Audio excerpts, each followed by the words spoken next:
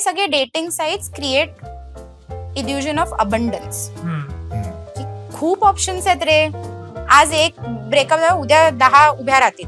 म्हणजे नात्याकडे बघण्याचा दृष्टिकोन डेफिनेटली बदललाय, कारण का ऑप्शन्स पण वाढले आहेत. बऱ्यापैकी वेळेला खटके का उडतात, कारण का आपण ते एक्सपेक्टेशन्स कन्व्हेज करत नाही. मला वाटतंय की माझ्या पार्टनरनी मला व्हॅलेंटाईन्स डे ला काहीतरी गिफ्ट दिलं पाहिजे. त्याला वाटत असेल की गरज काय आहे द्यायची, रोज तर आपण भेटतोय, आपण एकमेकांबरोबर छान मॅच होतोय, गप्पा मारतोय, बाहेर फिरायला जातोय, we are seeing each other, तर गिफ्ट द्यायची गरज आहे का? आज तिकडे पहिला माझा खटका उडला. पण मी त्याला सांगितलंय का की मला गिफ्ट आवडणार आहेत, कारण का आता सगळ्याच गोष्टी बदलत आहेत. आपले जॉब्स सेक्युअर नाही आहेत, कुठे राहणार आहोत हे सेक्युअर नाहीये, आपले गव्हर्नमेंट्स पण सेक्युअर नाही आहेत, आपण ज्यांना वोट देतो आणि नंतर होतं ते पण सेक्युअर नाहीये. मग रिलेशनशिप्स कसे सेक्युअर असतील? फिजिकल, इमोशनल, फायनान्शियल, तिन्ही गरजा महत्वाच्या आहेत. आणि कितीतरी वेळा तर मी असं ऑब्झर्व केलंय की त्या जोड्या दुसरेच कोणतरी बनवायचे, म्हणजे आपले मित्रमैत्रिणी बनवायचे, की एका मुलीपासून तुला चिडवायला चालू केलं आणि तोपर्यंत तुला काही फिलिंग पण नसायचे, पण ते चिडवायला चालू केल्यानंतर फिलिंग डेव्हलप व्हायला लागायचे. ओके, कारण की अनुभवाचे बोल. ब्रेड क्रमिंग म्हण किंवा घोस्टिंग म्हण किंवा सिच्युएशनशिप्स म्हण, नुसतं आपण बऱ्यापैकी वेळेला असं कॅज्युअली कमेंट करतो की ह्यांचे ना टर्म्सच खूप असतात. बेंचिंग, जसं आपण स्पोर्ट्स आणि ह्याच्यामध्ये बघतो की त्याला बेंचवर बसवलंय, राखीव खेळ. पण प्रत्येक नात्यामध्ये आपण मॅनिप्युलेशन करतो. मुलांसाठी क्वांटिटी इज द प्रॉब्लेम, की तेवढ्या मुलीच नाहीये, आणि मुलींसाठी क्वालिटी इज द प्रॉब्लेम. माझ्यासाठी बंबल, टिंडर हे काही काम करत नाही पाहिजे. मग तू अनुरूप ट्राय कर.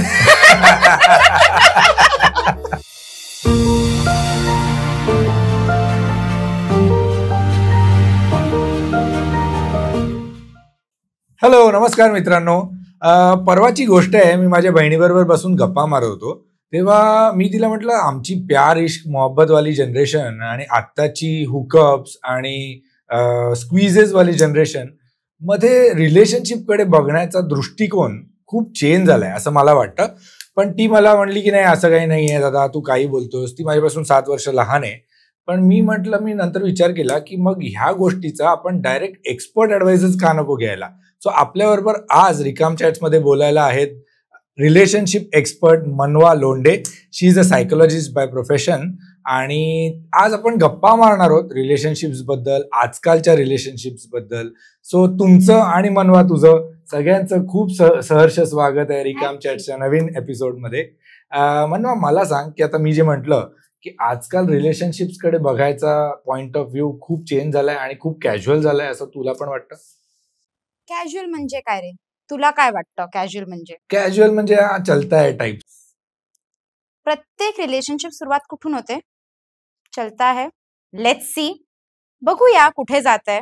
नाही, मी तुला हे का म्हटलं, कारण की आता मला वाटतं थोडा तुमच्या सगळ्यांपैकी म्हातारा आहे, पण आमच्या वेळेला किंवा माझ्या कॉलेज डेजमध्ये किंवा शाळेच्या डेजमध्ये तर सोडूनच दे, कॉलेज डेजमध्ये असं होतं की कोणत्या मुलीला जर अप्रोच करायचं आहे तर रिलेशनशिप्स वगैरे असे टर्म्स खूप जास्त तेव्हा नव्हते.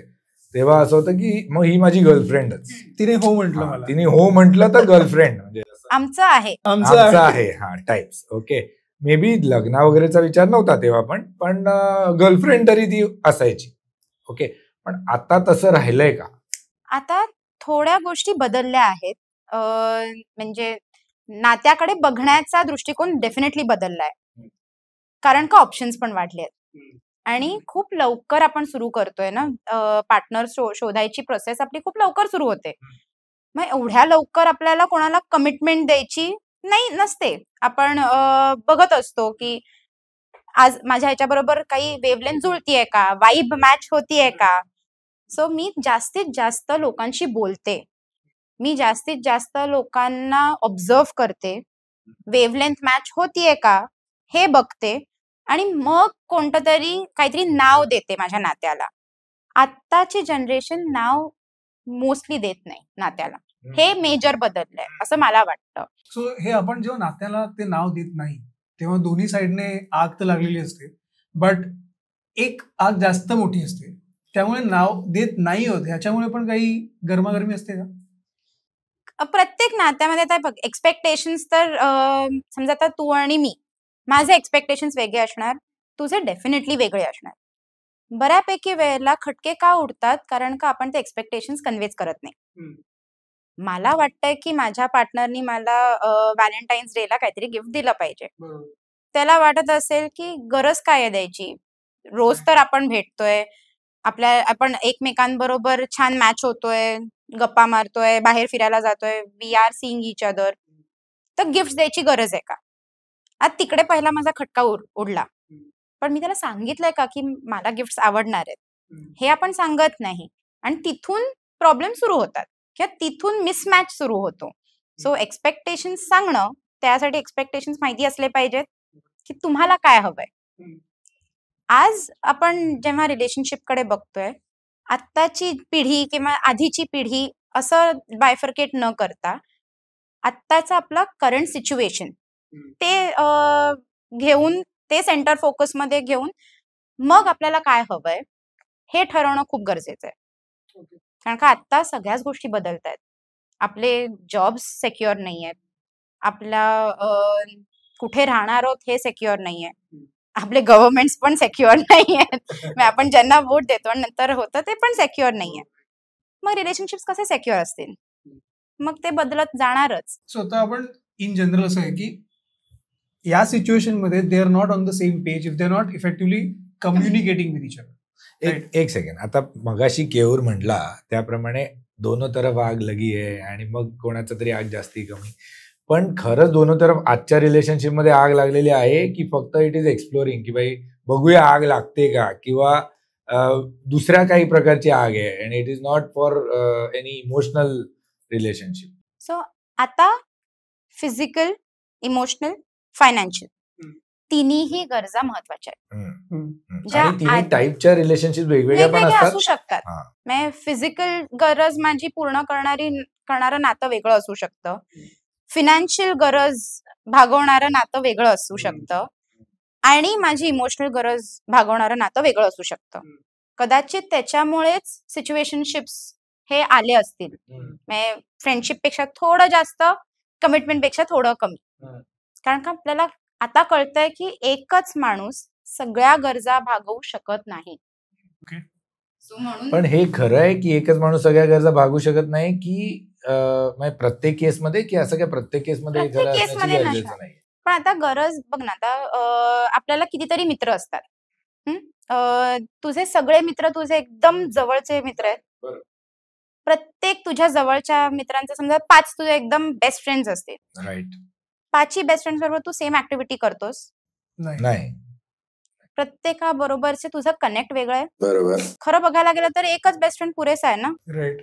पण नाही आहे ना तसं. आपल्याला मित्र, जास्त लोक का लागतात? कारण का एकाच नात्यावर सगळा भार टाकला मी, की तूच मला इमोशनली पण सपोर्ट केलं पाहिजेस, तूच मला फिजिकली पण सपोर्ट केलं पाहिजेस, तूच मला फिनान्शियली पण सपोर्ट केलं पाहिजेस, तू माझी प्रत्येक गरज, प्रत्येक डिझायर तूच पूर्ण केलं पाहिजेस, आणि मी सांगणार नाही की माझी गरज काय आहे. मग त्या समोरच्या व्यक्तीला कसं कळणार? सो आता तू म्हणलीस की प्रत्येक गरजेसाठी वेगवेगळी रिलेशनशिप असू शकते, राईट. सो एकासाठी असलेली फायनान्शियल गरजची रिलेशनशिप दुसऱ्यासाठी ती फिजिकल गरजची पण रिलेशनशिप असू शकते. हो, ऍब्सोल्युटली. म्हणून मी म्हणते की एक्सपेक्टेशन्स आधीपासून सांगितल्या. मी असं म्हणणे की आधीपासून तुम्ही कॉन्ट्रॅक्ट साईन करा की मला बघा, मी ह्या गरजेसाठी म्हणून तुझ्याकडे बघतोय किंवा बघतीये, पण एक साधारणपणे तुम्हाला काय हवंय, म्हणून तुम्ही निर्णय घेताय का बाकी सगळेजण काय करतायत म्हणून तुम्ही निर्णय घेताय? सो इथे मग एन्व्हायरमेंटचा खूप मोठा भाग आहे की आज का माझ्या वेळी पण कितीतरी एक 8वी-9वी मध्ये चिडवाचिडवी सुरू व्हायची, बरोबर, की काही ना काहीतरी कोणाच्या तरी जोड्या लावल्या जायच्या. तेव्हा खूप ऑड वाटायचं. हो, खूप आईला समजेल, बाबांना समजेल, मला इकडे काय होईल. आणि मोस्टली तो पॉप्युलर ग्रुप ठरवायचा की कोणाची जोडी कोणाबरोबर लागणार, त्यांनाही माहिती नसायचं. आणि कितीतरी वेळा तर मी असं ऑब्झर्व केलंय की त्या जोड्या दुसरेच कोणतरी बनवायचे, म्हणजे आपले मित्रमैत्रिणी बनवायचे. मैत्रिणी कमीच होत्या आमच्या वेळेला, पण मित्र बनवून टाकायचे. समजा की एका मुलीपासून तुला चिडवायला चालू केलं आणि तोपर्यंत तुला काही फिलिंग पण नसायचे, पण ते चिडवायला चालू केल्यानंतर नंतर तुम्ही फिलिंग ते डेव्हलप बघायला व्हायला लागता. लागायचे. ओके, कारण की अनुभवाचे बोल सो जो एन्व्हायरमेंट प्ले करतो ना रोल, तो खूप महत्वाचा आहे. तुम्ही नात्याकडे कसं बघता त्याच्याकडे पण. की आता माझी एक मैत्रीण होती, तिला कोणाबरोबर तरी चिडवत होती आणि ती अनफॉर्च्युनेटली एकमेव उरली होती आमच्या ग्रुपमध्ये जी सिंगल होती. सो तिला इतकं ते प्रेशर यायचं की नाही, मला कोणतंही बॉयफ्रेंड पाहिजेच, कोणीतरी मला अटेन्शन द्यावं, कोणीतरी माझ्याशी चांगलं बोलावं, कोणीतरी रोज डेला मला एक तरी फूल द्यावं. आता ही खरंच तिची गरज आहे का शी वॉन्ट्स टू फिट इन, म्हणून ती तिची गरज बनवतीये. सो हा पण मुद्दा खूप महत्वाचा आहे की आज आपण रिलेशनशिप्स का आपण म्हणतो की कॅज्युअल झालेत, कारण का आपल्या गरजा खूप पटापट चेंज पण होत आहेत. त्या खरंच इंटरनल गरजा आहेत का बाकी सगळे डिमांड करतायत, हे पण खूप महत्वाचं आहे. पण या आता नाही, सिन्स आपण आता सिच्युएशनशिप बद्दल बोललो, बऱ्याचशा अशा नवीन नवीन कॉन्सेप्ट आहेत. मी फार काळापासून ऐकतोय, bread crumbing, situationship, ghosting, benching, squeezing. ह्याच्याबद्दल मला तुझ्याकडनं ऐकायचंय की एक्झॅक्टली हे सगळं काय आहे, कारण की खूप ग्रे एरियाज आहे त्याच्यात. हो, मी ते पहिल्यांदा ऐकतोय. सो आता जसं आपण मगाशी म्हणालो की आमचं आहे, हे आपल्या जनरेशनचे किंवा सिम्पल होते आपली जनरेशन, असं मी म्हणणार नाही. त्याच्यावर तुम्हाला कॉन्ट्रोवर्सी क्रिएट होऊ शकते. पण जसे आपले टर्म्स होते की आमचं आहे किंवा we are seeing each other, किंवा आपण म्हणायचो की हे कॅज्युअल आहे, हे आपल्या वेळी टर्म्स होते. तसेच टर्म्स आताची पिढी पण क्रिएट करते, जेणेकरून त्यांना काय वाटतंय ते एका शब्दामध्ये एक्सप्रेस करू शकतात. आता हे टर्म्स का आले, कारण का कम्युनिकेशन पण चेंज झालंय. आपला संवाद जो आधी खूप विस्तारित होता, खूप आपण डिटेलमध्ये बोलायचो. म्हणजे माझे वडील मला कायम म्हणायचे की तू खूप लांबण लावतेस, मेन मुद्द्यावर प्रयत्न करूया की ह्या पॉडकास्ट मध्ये तसं नको व्हायला. आम्ही ते काळजी घेऊ. पण आपण डिटेलमध्ये बोलायचो, आपण गोष्टी एक्सप्लेन करायचो. आत्ताची जनरेशन किंवा आता बिकॉज ऑफ सोशल मीडिया किंवा बिकॉज ऑफ व्हॉट्सअप, आपण व्हॉट्सअपवर पूर्ण सेंटेन्सेस मध्ये बोलत नाही. के बाय, आपण एक सिलेबल, वन वर्ड आन्सर ह्याच्यावर, मग फिलिंग्स पण वन वर्ड येणार, टर्म्स पण वन वर्ड येणार. की मी घोस्टिंग म्हटलं तर समोरच्याला कळलं पाहिजे की नक्की माझ्याबरोबर काय झालंय. इथे थोडासा प्रॉब्लेम येतो की ते फक्त त्यांच्या जनरेशन मध्ये कम्युनिकेट करत नाहीयेत, ते आधीच्या आणि नंतरच्या जनरेशन बरोबर कम्युनिकेट करतात. म्हणून घोस्टिंग म्हटल्यानंतर आपल्याला भूत दिसतात आणि त्यांना बरोबर कळतं की काय त्यांना म्हणायचंय. सो कुठेतरी आपल्यालाही ते टर्मिनॉलॉजीज माहिती करून घेणं ही आपली पण जबाबदारी आहे. सो ब्रेड क्रमिंग म्हण किंवा घोस्टिंग म्हण किंवा सिच्युएशनशिप्स म्हण, नुसतं आपण बऱ्यापैकी वेळेला असं कॅज्युअली कमेंट करतो की ह्यांचे ना टर्म्सच खूप असतात. तसं नाहीये, त्यांना त्याच पद्धतीने कम्युनिकेट करायला लागतं पण आहे आणि तसंच त्यांच्यावर ते संस्कार पण झालेत, म्हणून हे टर्म्स येत आहेत. टर्म्स ना एक्सप्लेन वन बाय वन घेऊया आपण ब्रेड क्रमिंग. सो आता ब्रेड क्रमिंग बद्दल बोलायला झालं तर ब्रेड क्रमिंग म्हणजे मी तेवढंच अटेन्शन देईन माझ्या पार्टनरला जेवढं इनफ आहे टू होल्ड दॅट रिलेशनशिप. मी खूप जास्त अटेन्शन देणार नाही आणि मी खूप कमी पण देणार नाही. सो आपण समजा एक जर का आपण ओळ बनवली किंवा एक use this word in two sentence, तर ते लोक कसे बोलतील? कॉन्टेक्स्ट दे त्याच्या. तर आता मी एक एक्झाम्पल देते. आपल्याला जर का पिंजऱ्यात एका उंदराला पकडायचंय, आपण ट्रेल मध्ये थोडं थोडं थोडं थोडं खाणं टाकत जातो. Okay, that is bread crumbing. की तुम्ही हळूहळू हळूहळू लूर करता आणि तुम्ही तेवढंच ठेवता, अपेक्षा वाढत पण नाही. बरोबर. त्या व्यक्तीलाही माहिती असतं की मला ना ह्याच्याकडून एवढंच अटेन्शन मिळणार आहे. मी ऍज अ पार्टनर वाढवणार पण नाही माझ्या अपेक्षा. आता घोस्टिंग म्हटलं तर ऑल ऑफ अ सडन मी आणि तू छान बोलतोय, रोज आपण चॅट करतोय, रोज आपण व्हिडिओ कॉलवर बोलतोय किंवा रोज आपण DM करतोय एकमेकांना, आणि अचानक वन फाईन डे तू गायब झालास. मला कळतच नाही की नक्की काय झालं, व्हॉट वेंट रॉंग हा पहिला प्रश्न. कधी कधी काळजी पण खूप होते, मग मी फ्रँटिकली कॉल करते, फ्रँटिकली मेसेज करते, माझी एन्झायटी वाढते. मी स्ट्रेसमध्ये आहे की अरे काय झालं काय.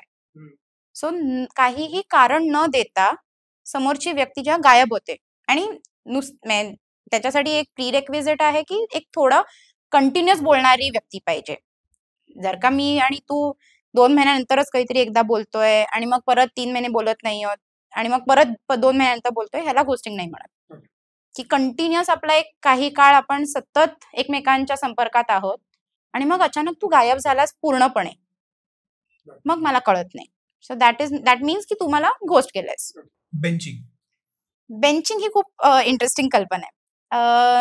जसं आपण स्पोर्ट्स आणि ह्याच्यामध्ये बघतो की त्याला बेंचवर बसवलंय, राखीव खिलाडी.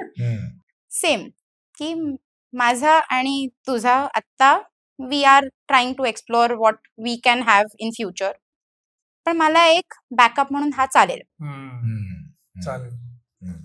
सो मी याला एक राखीव खेळाडू म्हणून ठेवतीये. ओके, पण आता मग बेंचिंग करताना जी व्यक्ती बेंचिंग करते ती व्यक्ती ब्रेड क्रमिंग पण करते फॉर द बेंचिंग पार्टनर. मे और मे नॉट, म्हणजे दिस कॅन बी कोरिलेटेड का? हा, मे और मे नॉट दोन्ही आहे. की आता कसं आहे ना की बेंचिंग ही थोडी मॅनिप्युलेटिव्ह कल्पना आहे, पण प्रत्येक नात्यामध्ये आपण मॅनिप्युलेशन करतो. आता मी सेफगार्ड करतेय स्वतःला की समजा माझं तुझ्याबरोबर नाहीच पटलं तर तो वॉइड क्रिएट झाला. मग तो वॉइड क्रिएट झाला तर मला नाही माहिती काय करायचं, मग हा आहे अटेन्शन द्यायला. सो मी स्वतःला त्या दुःखापासून किंवा स्वतःला त्या काय म्हणतात रिकामपणापासून मी पहिलेच इन्शुरन्स आहे. परफेक्ट. पण आता मला एक गोष्ट सांग की असं आपण जर पकडूया की आता तुमचं दोघांचं रिलेशन आहे, तू बेंचिंग करतेस, तर आर यू ओपन की त्यांनी पण बेंचिंग केलेलं असं ते तुला कळलं तर? आता it depends on person to person. आता ते पर्सनॅलिटी मध्ये जाईल की कोणाची पर्सनॅलिटी कशी आहे, कोणाला किती अटेन्शन पाहिजे नात्यामध्ये, त्याच्यावर जाईल. सो प्रत्येकासाठी ते वेगळं आहे. काही जण ओपन असतात म्हणून तर आज आता ओपन असतात to have multiple partners. Open marriage ही अख्खी कॉन्सेप्ट आहे. करेक्ट. जी बरेच जण अंमलात आणतायत की जिथे कम्युनिकेशन आहे की बाबा, आणि तसं बघायला गेलं तर आपण इव्होल्युशन जर का बघितलं तर आपण नाही आहोत मोनोगॅमस. पण जसं आपण बाकी सगळ्या आपल्या बायोलॉजिकल नीड्सना बंधनं घातली आहेत, म्हणून आपण कमिटमेंट, मोनोगॅमी ह्याला आपण स्वतःला सबमिट केलंय. बरोबर. सो ओपन मॅरेज मध्ये ते बोलतात की बाबा मला गरज आहे, मला वाटतंय की आणखीन पण पार्टनर्स असू देत, जे मी आपण पहिल्यांदा म्हणालो की वेगवेगळे नीड्स फुलफिल करणारे पार्टनर्स. मग ओपन रिलेशनशिप में नॉट नेसेसरीली मी फक्त फिजिकल नीड्स साठी दुसरीकडे जातीये. फिजिकल नीड्स आपण एकमेकांचे भागवतोय, पण मी बाकीच्या नीड्स साठी जाऊ शकते, पण कम्युनिकेशन पहिलं क्लिअर असलं पाहिजे. सो आता मगाशी तू बोलताना म्हणलीस की आता ऑप्शन्स खूप वाढले. ते बरोबर आहे, कारण की आपल्या वेळेला मोस्टली कॉलेजमधनं किंवा जेव्हा कोणती मुलगी भेटेल तेव्हा काहीतरी होण्याचा चान्स होता. आणि कधी भेटेल, आणि जेव्हा भेटली तर त्याच्यात तुमचं बोलणं वाढलं तर, किंवा कोणी चिडवतंय तर, तिच्या कळलं नाही तर, हा मग रेग्युलरली तुम्ही भेटत असाल तर ते होण्याचा चान्स होता. कोणीतरी मित्राने सेटिंग लावणं खूप महत्वाचं होतं. राईट. सो तसं काही असेल तरच तेव्हा पॉसिबल होतं. पण आता ऑप्शन्स वाढतात, म्हणजे आता डेटिंग साईट्स आले, आता अजून पण भरपूर ऑप्शन्स निर्माण झाले. आता इंस्टाग्राम हे स्वतः एक डेटिंग साईट आहे असं म्हणतात. माझ्यासाठी बंबल, टिंडर हे काही काम करत नाही पाहिजे. मग तू अनुरूप ट्राय कर.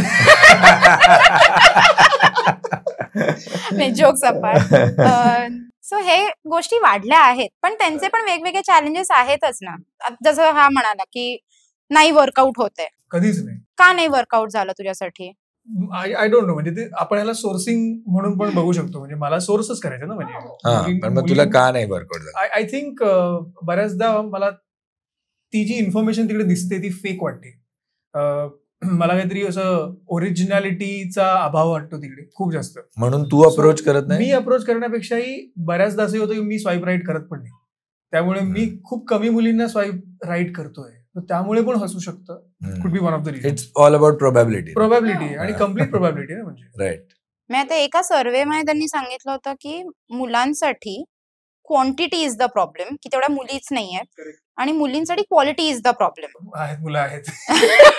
Quality मुलं नाहीये. मुलीच नाहीत पेक्षा मला असं वाटतं खूप की कमी मुली ऍक्सेप्ट करतात हा एक्झॅक्टली की त्यांना परत राईट स्वाईप जो हे म्हणतो स्वाईप बॅक नाही मिळत मुलांना बऱ्यापैकी वेळेला, आणि मुलींना खूप मिळतात इंटरेस्ट रिक्वेस्ट, पण ते क्वालिटी जरा प्रॉब्लेम आहे.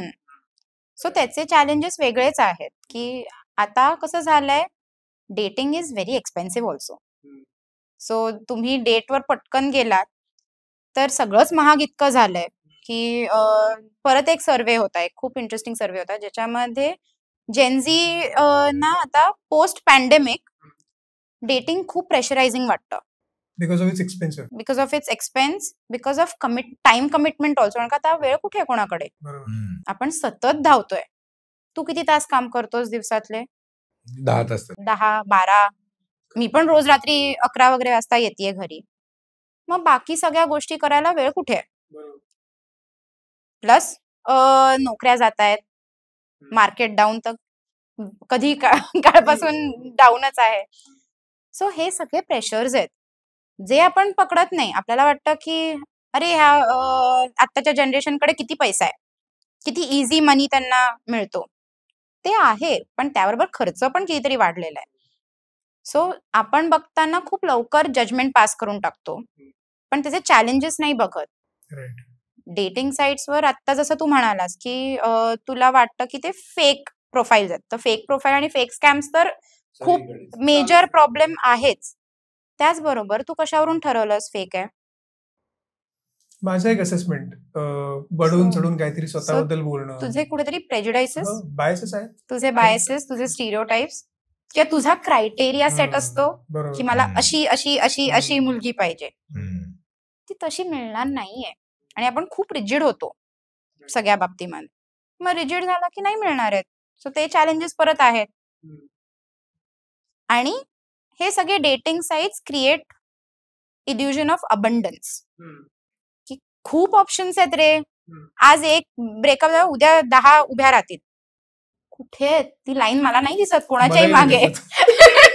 जो मलम अगर एक लड़कीने दर्द दिया है तो मलम दूसरी लड़की लगी दिसत नाहीये मला. पहिली तर दिसू दे, दुसरी मुलगी नंतर दिसेल. पहिली दिसत नाही. सो हा जो आपल्या डोक्यामध्ये आहे की अबंडन्स आहे, तुम्हाला ऑप्शन्सच ऑप्शन्स आहेत, किती क्रेडिबल ऑप्शन्स आहेत. की आता मुलींनी, आता आपल्या मित्राने सेटिंग लावलं तर आपल्याला माहिती होतं की हा कोणती लेजिट मुलगी आहे. वर्क होईल का नाही होईल ही पुढची गोष्ट, पण आपल्याला माहिती होतं की चल त्या मित्राला माझ्याबद्दल काहीतरी माहिती आहे, त्या मित्राला त्या दुसऱ्या मुलीबद्दल पण माहिती आहे, आणि मग त्यांनी ओळख करून दिली. नाही, मी जेव्हा प्रश्न विचारला, व्हॉट आय मेंट वॉज की सोर्सिंग इझी झालंय का, म्हणजे काय की पहिले प्रत्येक मुलीला सुद्धा असं नव्हतं की मला बॉयफ्रेंड हवा आहे, किंवा असं नव्हतं. मुलांना होतंच पहिल्यापासून, पण मुलींना नव्हतं. ओके, सो तिकडेच घोडं अडून जायचं भरपूर आहे की नाही माझ्या घरी ना अलाव नाही करणार, किंवा मला माझ्या घरी असं चालत नाही, म्हणून मग काय व्हायचंच नाही पुढे. पण अबंडन्स बरोबर आहे, इल्युजन ऑफ अबंडन्स तर आहे, पण there are many people who are now interested to be in a relationship. हे तर नक्की आहे, कारण का गरज आहे ना. ते चांगलं. आज गरज कधी लागते पार्टनरची, जेव्हा आपले बाकी सोशल रिलेशनशिप्स अफेक्टेड असतील. एक्झॅक्टली. मला जर का खूप छान मित्र आहेत, मैत्रिणी आहेत, माझा सोशल सर्कल खूप मोठा असेल, तर मला एका इमोशनल पार्टनरची किंवा एका लॉंग टर्म पार्टनरची गरज थोड्या लेटर स्टेज मध्ये, म्हणजे डेस्परेशन नसेल. डेस्परेशन असेल, कारण का माझ्या काहीतरी गरजा भागतायत. माझं जर का माझ्या कझिन्स बरोबरचं नातं, माझ्या आई वडिलांबरोबरचं नातं सक्षम असेल, कम्युनिकेशन चांगलं असेल, आपल्याला पार्टनर का लागतो? ठीक आहे, फिजिकल गरज एक आहे जी बाकी कोणी भरून काढू शकत नाही, त्यासाठी आपल्याला पार्टनर पाहिजे, इंटिमेट पार्टनर्स पाहिजेत. पण बाकी सगळ्या गरजा माझे बाकी रिलेशनशिप्स भागवत आहेत. जे आता आपण खूप एकलकोंडे झालोय, एस्पेशली पोस्ट पॅन्डेमिक. आपण सगळे एकटे एकटे राहतोय, एकटं बघतोय, एक्सप्लोअर करतोय जग. मग गरज पण जास्त वाटते की अरे कोणतरी हात धरणारा पाहिजे किंवा कोणतरी अटेन्शन देणारा पण पाहिजे. मेन अटेन्शनची भूक जास्त आहे. परफेक्ट. आता आपण मगाशी केऊर तू म्हणलीस केऊरला की तुझे काही बायसेस आहेत, तुझे काही प्रेज्युडिस आहेत, तर त्याला आपण रेड फ्लॅग ग्रीन फ्लॅगची नाव देऊ शकतो की बाबा माझ्यासाठी हे ग्रीन फ्लॅग आहे, हे रेड फ्लॅग आहे, राईट. सो आपण एक ऍक्टिव्हिटी करूया. ओके, तिघही प्रत्येकाचे 2-2 red flag, 2-2 green flag. Perfect. माझा पहिला ग्रीन फ्लॅग आहे जो इमोशनली एक्सप्रेस करतो स्वतःला. माझा पार्टनर रडला तरीही चालेल पण आत ठेवणारा नको. हा माझ्यासाठी सर्वात मोठा ग्रीन फ्लॅग आहे. And thankfully my partner is like that. माझं जे काही सोर्सिंग झालंय त्यातून मला जो पार्टनर मिळालाय तो तसा आहे. हा माझा पहिला ग्रीन फ्लॅग. माझा मेजर रेड फ्लॅग आहे जर का लॉयल नसेल तर. आता हे माझ्यासाठी आहे, हा माझा पूर्णपणे वैयक्तिक मत आहे की जेव्हा आपण म्हणतोय की आपण मोनोगॅमस नाही आहोत. हा, पण हे माझं वैयक्तिक मत आहे. इनफिडिलिटी मी नाही झेलू शकत. सो हे माझे एक मी सांगितलं, एक तुमची पण राऊंड होते, मग दुसऱ्या. माझा ग्रीन फ्लॅग आहे फायनान्शियल इंडिपेंडन्स. आणि second, she should be a good listener because it's very important. So हे 2 माझे ग्रीन फ्लॅग्स आहेत.